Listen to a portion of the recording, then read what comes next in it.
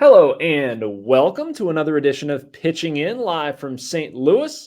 I'm Jason Mackey alongside Michael McKenry, who is back home in Pittsburgh. And also, we're not live, but we were talking to you after the Pirates and the Cardinals finished a 3-game series. The Pirates went 5-1 in their trip through Missouri. Plenty to talk about with the Fort here on the other end. But we are, as always, brought to you by my favorite place in the world, North Shore Tavern. If you love baseball, you'll love the North Shore Tavern. The interior, it's wall-to-wall Pirates stuff. Their appetizers, entrees, cocktails, and of course, steak and seafood on a sizzling lava stone, open every day. The North Shore Tavern across from PNC Park. It's your home for steak on a stone. Ford, how are you, sir? I'm doing good. I just watched the George Foreman movie. I don't know if you've seen it. I have not. It's outstanding. I have not. I highly recommend it. A lot of things I didn't know about him, but the man did a lot in his life. Really good story. I love a good, heartfelt story like that. So go watch it. Okay. I like it. How are you? I'm doing well, man. I'm doing well. I love this city. I'm a very big St. Louis fan. And as anybody watching this knows, I love me some North Shore Tavern and Mike's Beer Bar, but that obviously only exists in Pittsburgh. So if I have to pick another restaurant that I really like, it would be Salt and Smoke in downtown St. Louis across from the ballpark. People probably saw the picture I tweeted. But I just, the food scene here is so great. I love that it's not fancy. I'm not a big city guy. It weirds me out, but I can get down with St. Louis outside of like temperatures that are, 110 at times. It's a different temperature there too, right? It is. It's a little bit of Hades coming out. It was gorgeous the past 3 days. Was it? Just unbelievable. So nice. So nice. So what scares you about big cities, by the way? I'm just not like I shouldn't say scares me. Just a lot of the size of, I don't know. Maybe I said that wrong. Like, I'm not a big LA fan.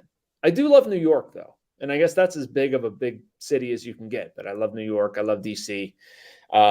Those feel like big cities to me. LA just feels like another planet. It does. So I get that. I don't know. I like familiarity, I guess. I just, I have odd travel preferences too. Like on hockey, everybody was all about Vegas. I would never go to Vegas. I will never go to Vegas in my life. Really? There's too many lights, too many things. It's too loud. There's too many people. I have no desire to go there. We love the shows, honestly. Like, it's fun. Right. Yeah. Happy you do. Yeah. Well, maybe you'd need to go stay at the Golden Nugget. That's where I stayed at in AAA. Absolutely loved it. Dude, if I ever had to go out there for, like, if I have to cover an A's series or something and they wind up in Vegas, I'm staying in the middle of the desert with, like, Uncle Eddie and going to the casino with, what Writing I mean? This down. Mackey Desert. Go for it, dude. Come with me. We'll buy don't worry. We will do a live podcast from the desert. Me, you, and a cactus holding the mic. I'm in. Yep. I'm in. All right. Let's talk some ball. Let's get down to this. I want to start today, Ford, with the story that I thought was the biggest thing that we saw. We'll work backwards from there. But Johan Oviedo, this is to me what is so cruel about baseball. And I want to sort of untangle this with you because I respect your lens on this so much. Dude was unbelievable in Kansas City. He was so good. And then today, he couldn't throw a darn strike. And the fastball command was just not there. I'm surprised he made it as long as he did. I think if Brian Hayes doesn't make that spectacular play in the first, the game completely just sort of teeters out of control. But what the heck was the difference in those two outings? I mean, there's obviously some mechanical things, but with Oviedo, always think about what's going on up in the dome, because his mindset and mentality changed, I think, somewhere middle of May, maybe early June. He started to believe in himself in a different way. He started taking control. He started calling some of his own pitches. And I felt like he started to really create, who he wanted to be. I always say identity, but he really did. And I thought that was something that was really special. I thought he was going to run with it, but then a rain delay got to him. All these circumstances that really out of his control started to pile on top of him and affect his starts. But all the other starts were absolutely outstanding. He's only second to Blake Snell in 0 or 1 run ball games. With 6 innings, I believe. Yeah, it's a really neat stat. So you kind of look at it. He's been two different guys, and today it looked like he just didn't have that same conviction. Yes, mechanical things, everything's opening up. arms lagging behind. He always missed his arm side, but he never had a pitch, not one pitch, where he yanked. Think about that. He always has that overcommitment where he yanks the ball and it bounces, almost hits the left-handed batter off the bounce. He never had that today. I thought that was really strange, something I haven't seen him do, even when he struggled. Yeah. Everything was high and right, off-speed stuff, breaking ball, and he just couldn't make an adjustment. So that was new for me. So I think it had to do with this dome. Maybe it was the plan, the conviction in the plan. I'm not really sure exactly what it was, but that's what it looked like. All right, a couple facts here, Ford. I was actually looking this up before we started. The stat that you mentioned of Oviedo 1 or 0 runs, his ERA in those games 1.08, which it's small. You would expect it to be small, naturally, given the numbers we're dealing with. On the other side of it, 782 before today. I have not factored in today's start, so that will change a little bit. But I mean, I agree with you. It's two totally different guys. When he's on, he's dominant. When he's not, it's what we saw today. I don't know what to make, and we can kick this around a little bit about the use of catchers. And you have Jason DeLay catching 2 of the 3 games in the Cardinals series, and Andy caught him that first game in Kansas City.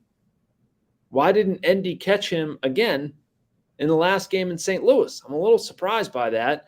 I understand. I remember asking Derek Shelton about this before, about, do you believe in personal catchers? And he said no. He thinks either one of his guys should be able to catch any one of his pitchers. And I understand that, but I'm not sure that's the situation we're dealing with here.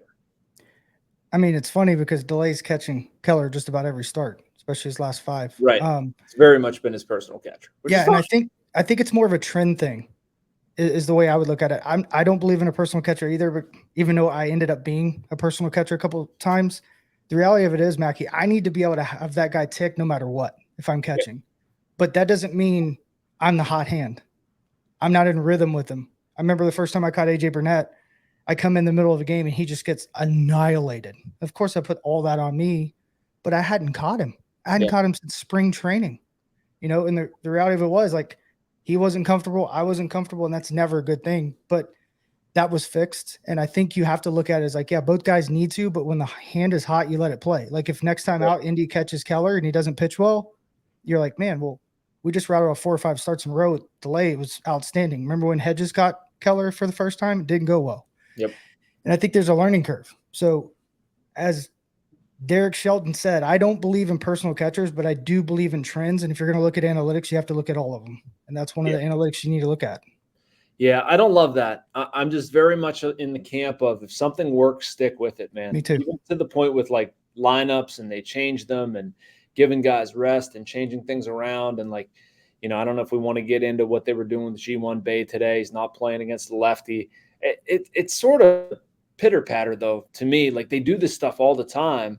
And I understand on one level, like you're trying to create a situation that is the best thing for your players. But I think there's also something to be said for continuity and don't mess with a good thing. And I wonder if that's what this was with Oviedo, because I'll also go through some of his comments, Ford. I know that they didn't air on AT&T, but, he was not happy after the game, as I wouldn't expect him to be. And, we tried. He was asked 7 different questions, a lot of it the same thing, but I'll go through some of the dialogue here. Said, like, what happened? He said, I didn't feel comfortable. I've been working for 2 months in a different way. Today, I just didn't feel comfortable. Is that something you felt in a bullpen? Was it something that maybe cropped up yesterday or before? He said, everything in general. I just didn't feel comfortable with anything. It goes on and it goes on and it goes on. We're trying to get to some level of understanding here. He said, it's been happening all season. The worst part is it's out of my control. I just need to keep moving away from it. And I said to him at one point, I said, what is it? We keep saying it. What's it? And he said, general, things you can't control. It just happens. All you can do is work with what you've got. I mean, that's nothing. That's vague.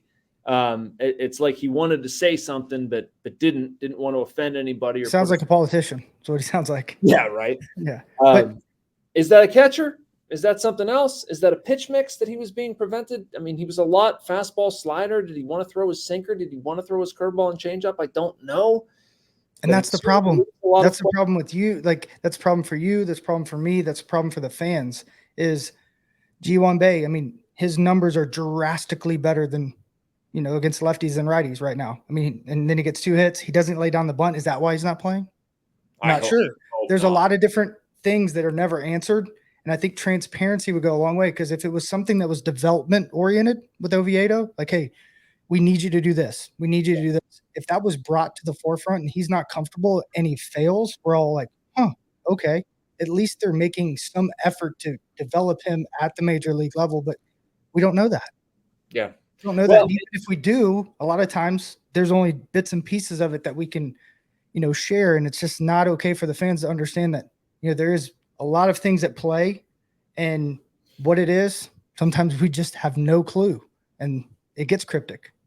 Yeah, I get that. And it's certainly not on the organization. That none of this is a criticism of the organization. No. Johan Oviedo had every opportunity to talk about, what it is that he's working on or bothering him or whatever. And I don't even care if the guys talk about it. It's not like, I mean, they don't, to a certain degree, I don't think they owe you, like, what would my analogy be? Like, they don't have to open the hood and go take you through their process and all that stuff. Like, I'm not obligated to see that. I think they're obligated to talk. I think they're obligated to let paying customers know what they think about things and how they feel. But guys that don't want to walk you through their process, I get that. I respect it. And frankly, it should be on people like me to ask better questions and ask more alert questions about, the delay thing and bay and lineup choices. They don't always get answered, and those might not have gotten answered. But, I do kick myself a little bit that you can't ask for more insight. And there's always another day, so we can go back at it tomorrow. It's fine. It's fine right now. Yeah, no doubt. I mean, that's the reality of baseball. And it doesn't matter what anybody else says in that organization. It's Oviedo's career. He's got to take ownership. He's got to understand, why is it in the first 2 innings that things seem to go awry on those bad starts? Yeah. Even if he wasn't comfortable today, the last 2 months he's been throwing his best ball. It's been happening over the last 2 months. That cryptic thing he said. I mean, we looked at it in August, 3.16 ERA. He's been really good. Still walks are high, but he's been pitching a lot better the second half, especially with that fastball. Today, he was not able to make adjustment. And I feel like that's one of his biggest weaknesses moving forward that he has to fix, is those quick adjustments, batter to batter, pitch to pitch. Yeah. All right. So to sort of outline the rest of the show for you guys here as I pull up some more notes, but we're going to get into Andy Haines, story I did on Ke'Bryan Hayes working with Jon Nunnally, and Fort knows Andy Haines quite well. We're going to sort of debate that situation. Some offensive numbers over the past 42 I think might surprise you. We'll talk a little bit about the offseason, some encouraging signs that we've seen out of the Pirates, and we also have a couple reader questions as well. You're watching, you're listening to Pitching In. We appreciate it as always. I just like talking ball with Fort. I mean, the rest of you can sort of come along for the ride, and that's cool and that's fun, but we'd be doing this anyway. So cool. Let's move on to the Haynes stuff, Fort, and I'll give people the background of this story. Ke'Bryan Hayes, I would say around about August, maybe a little bit before, began working with Jon Nunnally, the AA hitting coach. This is somebody he's had a relationship with before, worked with him, has helped him. They felt like there was a connection there, and so they started talking. Hayes described them as cues. There have been some in-person meetings, and Hayes has produced better results. And we can link the two. I feel pretty good about that. I don't think my story sat terribly well with people. That's not exactly why I'm bringing it up. But, what I want to use it to sort of talk about is Andy Haines. And, in the process of reporting the first story, I found out that, in all likelihood, Andy Haines is coming back next year. That is the expectation right now, unless something changes. I know fans are upset by that. I'm not asking you to argue for a move that maybe might be unpopular for it. But, I mean, when you look at this situation, would you bring Andy Haines back? And what do you think about, the whole idea in the offense and the state they're in right now? So I've been at AT&T for 6 years. He's the third hitting coach. Less than 2.5 years apiece. Branson was great. Rick Eckstein was great. Andy Haines is great. You give a guy 2 years, you might as well just throw him out the door. It doesn't matter. It takes so much time to build a relationship. That's why Hayes is going back to AA, which Andy Haines knows. Yeah. And he's willing to do that. Most hitting coaches aren't willing to do that. Oscar, allowing guys to go to tread, drive line, and be in communication with them throughout the season. And that's what I think is different about this coaching staff that people need to understand is like the ego is dead. And if it wasn't, then yeah, I would say they need to let these guys go because ego destroys a team. But that's where we're at. I mean, I believe there's a lot of people on that staff that really, truly care. And I know Andy Haines is one of them. Whether he's doing a good job, I think you have to look behind the scenes and really figure out what a good job defines, because you can't stack it up against the Braves. You can't stack it up against a team that's spending $50 more million. You can't stack it up against a lot of things, but he does have Brian Reynolds. He does have DeLay. He does have a lot of guys that love him too. So I think the idea of being open and honest and just having everyone's ear is really important. I know Andrew McCutchen's guy that he hits in the offseason, Chase Lowe, Chase comes Rowe. in. Yeah. Chase Rowe comes in and he'll watch BP and everything else. And it's open ears. It's constant of trying to learn and grow and see how we can help each and every guy. So I don't think it's Andy Haines that's the problem. I think if you look at it, there's a lot of plans that go behind the scenes. There's meetings. There's a lot of voices. I think you have to look at it collectively. Yeah. That's a really interesting point you bring up. And honestly, it's something I never thought about before with pitchers going to different performance centers. And that's just accepted as like normal. Yeah. And the problem is when they have the voice higher than the pitching coach. Yeah. Or vice versa. And that's not been the problem with the Pirates. I've seen that in the past. That's a disaster. Yeah. When they're calling, like for example, Skeens has a guy, right? He has one of the best guys in the country. That's not going to leave. You either accept it or Skeens could be like, excuse me, this is how I got here. But some guys, they get domed up if they don't allow that to happen and there's ego involved. That hasn't been the case with the Pirates, especially with Oscar and Andy. I can't speak for everybody, but those two guys have been phenomenal with willing to have outsourced, willing to have communication with just about anybody, including other teams and anybody that's willing to talk and give them any advice to move forward and try to help these guys. The care level's off the charts. Yeah. I'm trying to sort of figure out what all is happening here and how I think about it and how I feel about it and what fans think and what's the right move and all this stuff. Because I understand fans getting frustrated by Andy Haines and thinking that a change is in order. I mean, I have gotten frustrated by it all, and I still might make a change. I don't know. And I look at it and think all of these young players for it, who has actually gotten better offensively? And I don't have an answer. I can't see any one of them that has gotten discernibly better at the major league level. Maybe, but how much time do you give them? Well, that's fair. Peguero didn't play in AAA, right? So he's gotten better at the big league level comparative, but you look at Jack Sawinski, the jump he made is just unorthodox, and I feel like he's just behind. He hit a stride, and then they punch back, and he's run out of a bat away, and they're doing everything possible to figure that out. But what about Andy? What about Henry? Neither one of those guys have spent the entire time. You put all those voices, who are they most comfortable with? Yeah. Those guys are trying to make an impression and keep a job, and I think you got to ask them, okay, hey, what are you trying to do? Indy, are you trying to be a doubles guy, home run guy? Are you trying to be an on-base guy, OPS guy, high average guy? Until they really can identify that, it's the hitting coach's job to give suggestions to push him in the right direction. The analytic department does that on the hitting coach's side, and then they come up with this plan. But until that player accepts it and understands it and believes that they believe in him, it doesn't matter. It really doesn't. That's the hardest part, because I understand both sides. I understand the fans' frustration, but they're not telling Jack Sawinski not to swing. Right. They're not telling Connor Joe not to swing. Right. They're trying to stay in their approach. And I guarantee you both guys looking forward are going to be better next year because of this year. Yeah. And I mean, I think you can look at this year and want to have seen more progress and more things and more results and all this. So I think that's completely fair. But I think you also need to bake into that equation, if you start from zero again, what does that look like? And what you're talking about in terms of trust and whatnot. Like if we say, no, this is just not it, it's not working, we're going somewhere else. How far back is that going to set you now?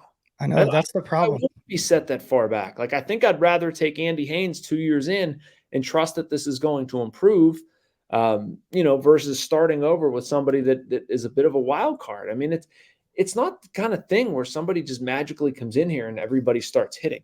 You're not going to see a bunch of 800 OPSs just because Jon Nunnally is somebody they've linked there. That's another thing that sort of I can't understand about this story. Like, I wrote that Key Bryan was working with Nunnally. I think it's an important thing. I think it's an important story.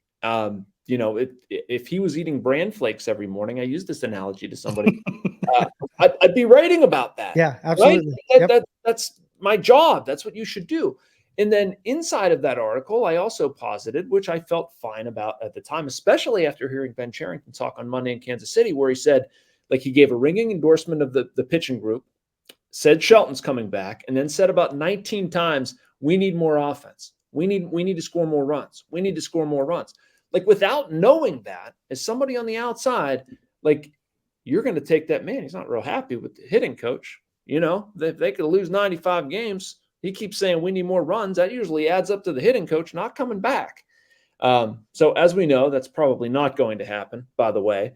But I posited that it might not. And then for some reason, those two things got meshed. It's like Key Bryan and Nunnally, whatever. Andy Haines going out the door. Oh, Jon Nunnally needs to be the hitting coach. Yeah. No. Yeah. No. Yeah. I mean, maybe you can join the major league staff. I don't have a problem with that. I think that's what I was going to lead to. That's what I was going to lead to, is I think if you look at the staff, the best staffs in the big leagues have a compliment for Andy Haines. And it usually is a guy that's played 5 to 10 years in the big leagues, or even a year in the big leagues, because if he takes on the right role, he becomes a mentor of sorts within the game. Now, Andy Haines becomes even more of a benefit. Too, right? For it? Say what? He would probably know some of these guys too. Correct. And I think everyone would be open to that. Yeah. Yeah. I think that's the problem, is like, instead of looking at it as like cut bait, start over, well, you're cutting somebody that does something really, really well. Now, maybe the guy from AA does something really, really well. Let them both come. Let them both have that moment. And then hire guys below that can just pour into these guys in a different way. I think one thing that I wish every organization would do, and some organizations do it better than others, is have the same type of staff in AAA and AA as you do in the big leagues. Because you're not used to hearing 3 people or 4 people talk to you about hitting, and then having a guy that gives you an advanced report of how to score runs. Yeah. That's 5 different people you're talking to before you walk out on the field. Yeah. And then, you have a base running coach, you have an outfield coach, you have all these things going on. In AAA, you don't. Yeah. So I think preparing those guys with the same information, the same voices, I think would really, really help. Yeah.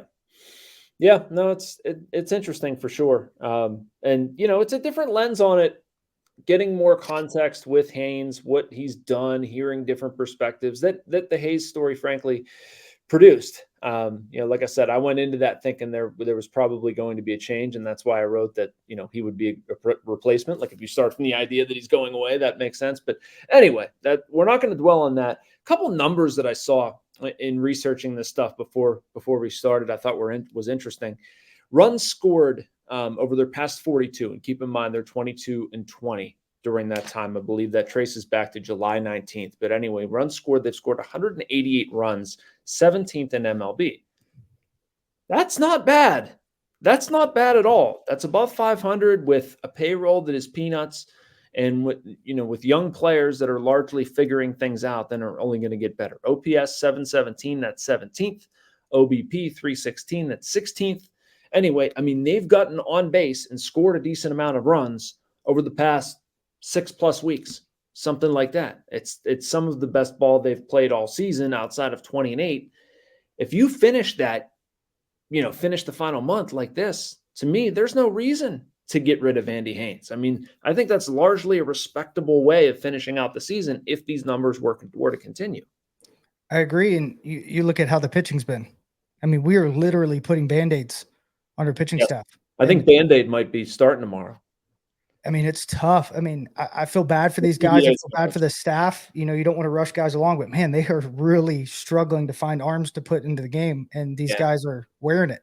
And one thing I would say, Mackey, and I want your thought on this, is like, it's also very hard being a guy that, I'd started 15 games, 20 games in a row, and then I've sat 14 games in a row after I hit 2 homers. That does a lot to your psyche. And I think we have a lot of guys on this team that don't really know what next year brings. You have a lot of guys fighting for their life, so they think. I think Henry Davis, one reason he's not hitting well is because he's fighting for his life to find a position. Andy Rodriguez thinks that all that matters is catching from day one to now. So his hitting has taken a toll on that. There's no doubt in my mind. Yeah. You can't be a stud moving around all the time. And then when you get hot, you sit for a game, maybe when you had a matchup ball, just because that's how they wrote it up 3 weeks ago or however it is. Yeah. That's a reality that needs to be talked about. That's not. The psyche of these players matters. And when they're trying to fight to stay in the big leagues, because less than 15% of these guys are going to get 2 years or 3 years in the big leagues. That is a 100% fact. So they know that. They're fighting for their life and they're trying to stay any way they can. So they're taking everything and saying, okay, yeah, if I bunt here and do this, and they're chasing things they probably shouldn't instead of just going out and playing. And I think we're seeing more of them just going out and playing. So the feel and the trust of, they belong, I think is being created, but it takes time. It really does. All right, let's take it into the offseason, Fort. If you can scratch me out a quick wish list, and that's going to lead us into some reader questions, but what would that look like for you? Can we go 1-1? Yep. You want me to go first? Yep. Giolito. Oh, wow, we're naming names. Yeah. I like it. I like it. Yeah. Giolito by name. Multi-year deal? I guess it would have to be a multi-year. Yes, 3-year deal. Why do you want Giolito on a 3-year deal? I know the type of person he is, the type of competitor he is, and he would fit in this Pirate uniform 1,000%. He would be a guy that, people would latch on to. And they could have had him for it. They could have had him for a claim. Yeah, they could have, but I still feel I wanted him at the beginning of the year. Knowing he was a free agent, I was like, this would be a good dude to have. Fly ball guy, big park. He fits. He's very different than everyone else we have. I think it'd work. Okay. Giolito is the type that I want. I did not have it narrowed down by name, so I'm not prepared to answer this question as fully as you. But I want a pitcher. I want number 2, number 3 starter, something like that. Giolito, sure, sounds great. I was hoping they would claim him. It's basically $2 million for a month of work. You get an early start on a free agent deal. I like all that, but yeah, if you can bring him in here, and I think they need to do that for it. They need to get that. That should be the next step in this, is getting guys in here who stay. Mm-hmm. You're not just hiring that, temporary worker so you can trade them in August or something like that. Like get a guy for multiple years. He's going to be here. They've done contract extensions. Fantastic. I hope they did get that one done with Mitch Keller, but I would like to see a free agent signed to a multi-year contract. I do think that's reasonable. Okay, number 2. What's your other one? Tyler Anderson. Really? Bring it back, TA. Oh, excuse me, not Tyler Anderson. The kid from Colorado. What's his name? Lefty. Help me out here. Charlie Blackmon? No. Oh, pitcher. Pitcher? Another pitcher. Left-handed pitcher. Kyle Freeland. That's who I want. Number 2. Okay. I'm going to make sure I'm getting that right, by the way. You are. I like Tyler Anderson too, but Freeland, I think, has more upside right now. Okay. Is he a free agent? He's going to be a free agent. Okay. Ooh, 5.14 or 5-14, 5.18 ERA, 26 start. Sounds like Get him out of Colorado. He starts to bounce that baby back. We'll see. I would go for my second one. You might talk me into pitching. I don't know if I could ever turn down pitching, but I say power hitting first baseman. I want somebody that can put the ball over the fence. If Carlos Santana is sitting there for cheap enough, I would consider doing it. I would, because of the influence I think he would have on O'Neal Cruz, the way he would play first base. Something like that would make sense. But it would not be my first choice. I would try to shoot higher. I'd try to get more offense. If I could get somebody whose offense I liked enough, I don't even know if I'd care about the defense. I just want somebody with pop in the middle of the lineup. CJ Cron is one name that I've heard bandied about. Doesn't sound like the worst idea in the world, but yeah, I think I'd go power hitting first baseman. You have a third? Santana. Santana was my third. Yep. Do you see Kutch working out for next year? I think you sign him no matter what. And figure it out. I think you got to get it done. Yeah, I think he wants to be here. I would hate to regret him not being here and him go somewhere else. Yeah. It's not the way it's supposed to end, man. It's supposed to, like, he just, I think does one more year here. They figure it out. I have a solution, and I want to get your take on this. You may have heard my solution, but I'd love your solution. Let's hear it. First base. Why not? I send him home with the first baseman's glove. I say, Cutch, I need you to learn how to catch with this. I don't care. He's athletic enough. He could do it. Yeah. I mean, there's some nuance to the position that I understand he would not be able to handle, but I don't need him to throw. I don't care about his arm. Just catch the ball, and I need to be able to put you in a position so I can rotate guys in and out of the DH spot. I need to get you in the field somewhere. I was going to say right field. Get that arm healthy. I mean, I agree. I don't think he can do it right now. I really don't think he can. I don't think his arm would hurt. Yeah, but I think going into next year, making sure that thing's right. I think both options would be okay with me.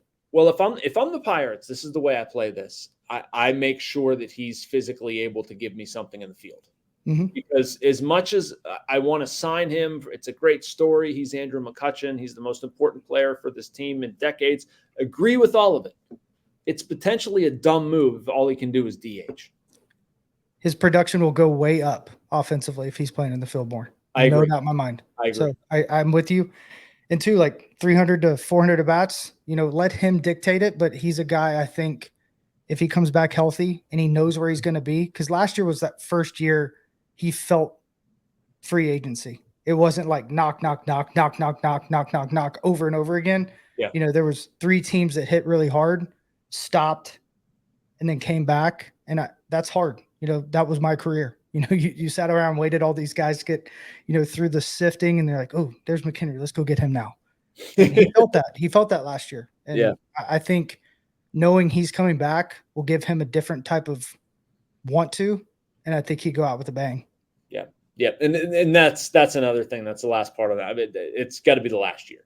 That's it. You talk to Andrew, you talk to the fans, you talk to everybody. They're like, this is the year.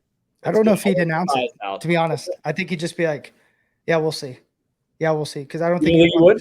Yeah, I'm not going to put it past him that he's going to play 2 or 3 more years. But even if it was his last, I do not think he would say anything.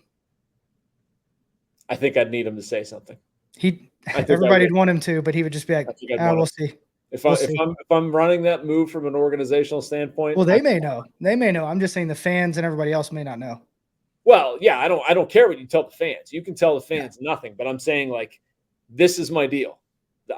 I will sign you for another year. I need you to play another position. This is going to be the last year we do this. But like, then I'm turning things over to the kids. Or do a mutual option if he hits the numbers. That would fire him up. Ooh, yeah, that's a good idea. Man, that's a good idea. That's what we should do. You should write that story. What's that? Mutual option? Mutual option. If he hits the numbers they want him to hit, they sign him back. Their decision between the two. It's his option. So if he goes out, we don't even know if he's playing next year, but we figured out his contract for 2025. Am I getting that right? Yeah, I mean, absolutely. Good. Look at us, front office wizards. Let's move on to some actual questions from fans. We're done. Jack Micah, I think I'm getting that right. Mycka. Actually, I don't have any idea if I'm getting it right, Jack. I apologize.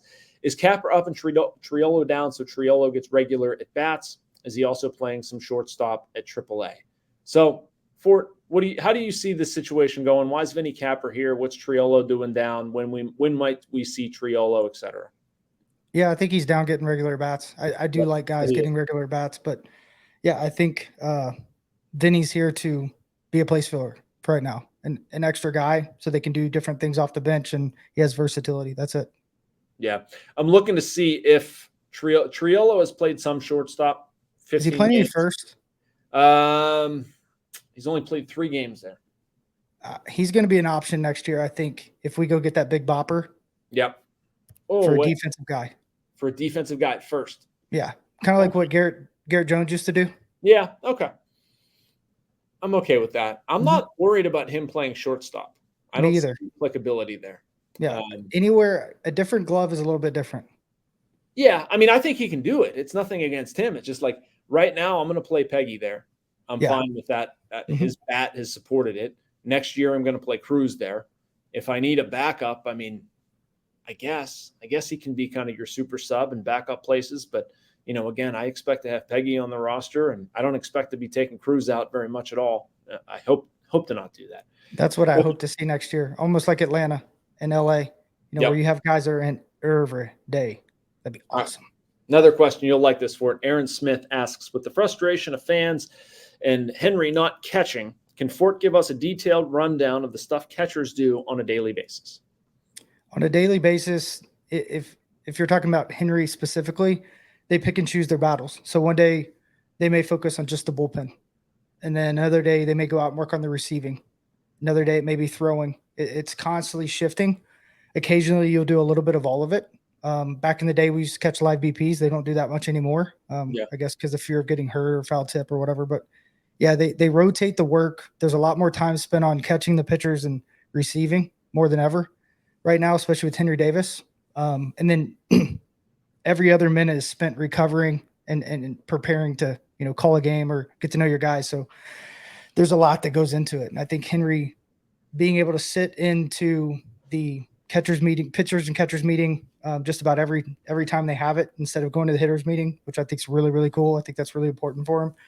And then just getting out there with Oscar and Message and all these pitchers and trying to learn, what do you like to do in this type of situation? How do you get back in the zone? All those little nuances that I feel like he would maybe have a little bit harder of a time than Indy, because Indy's more of a empathetic soul.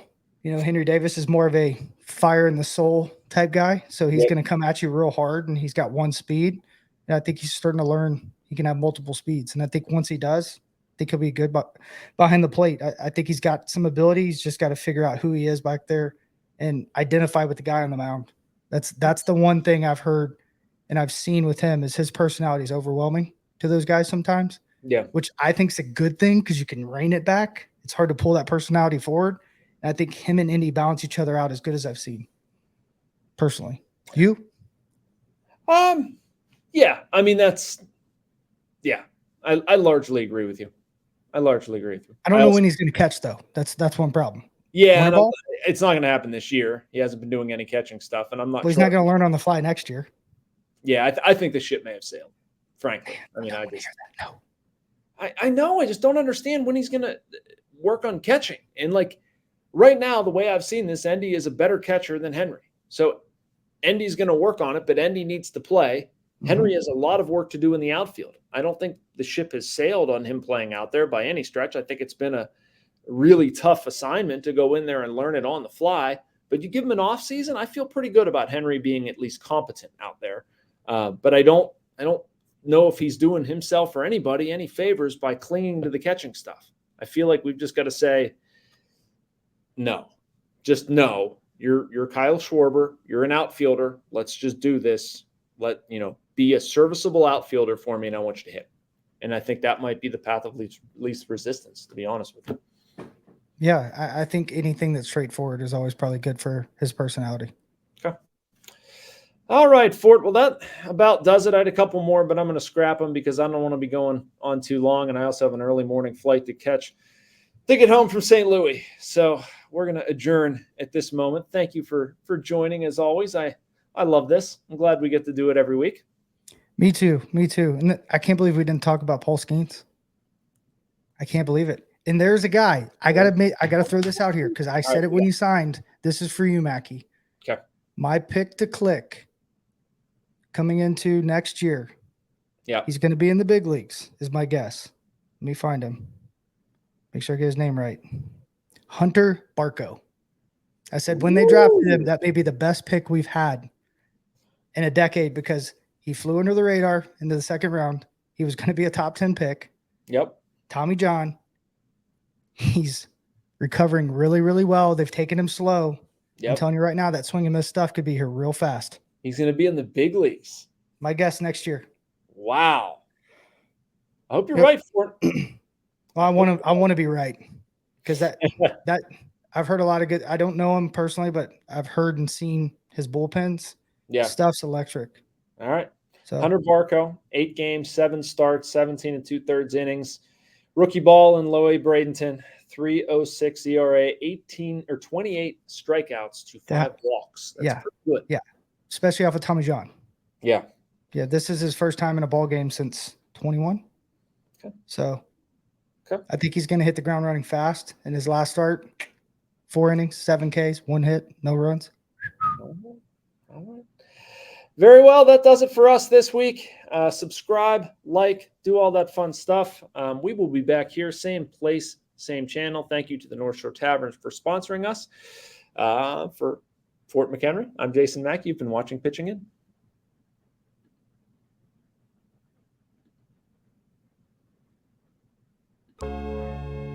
Thank you for checking out this content from Post-Gazette Sports. If you enjoyed the video, please like it and subscribe to our YouTube channel. Check out our Apple Podcast channel for more podcast content. Click below for a special deal of 99 cents for a 3-month subscription to the Pittsburgh Post-Gazette.